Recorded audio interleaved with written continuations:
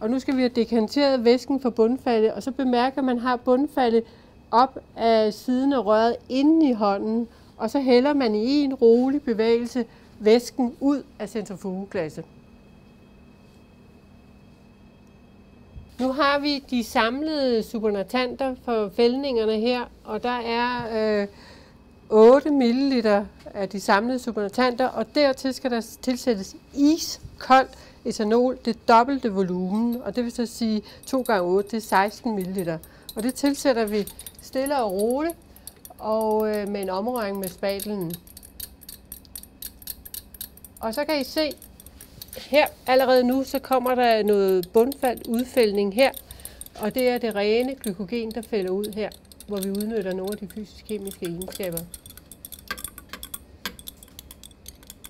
Nu har vi så vores bundfald her i den målcylinder, og så skal vi have det filtreret, og det gør vi på et stykke filtrerpapir, som er vejet inden, og man har skrevet vægten med blyant og også holdnummeret, så det er til at finde igen. Så folder vi filteret, sådan så det kan være oppe i tragten, og så vi stadigvæk har en meget stor overflade i filteret. Sådan så når vi hælder den her suspension, altså bundfald og væske, over i filteret, så bruger vi den store overflade i filteret til, at væsken kan komme igennem.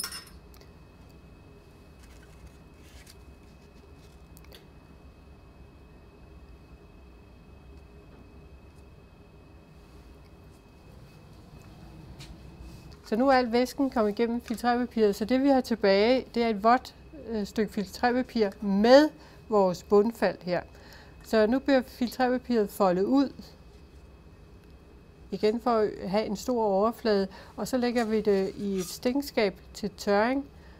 Og så når filtrerpapiret er helt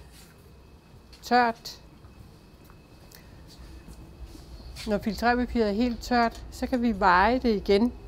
Og så differencen for filtrerpapiret alene, og så med bundfald og filtrerpapiret, det er så vores totale udbytte af glykogen. Det skal flyve væk. Ja, og nu lægger vi lige et låg på her, for ikke at filtrerpapiret skal flyve væk i den her luftstrøm i stinkskabet. Det skal flyve væk.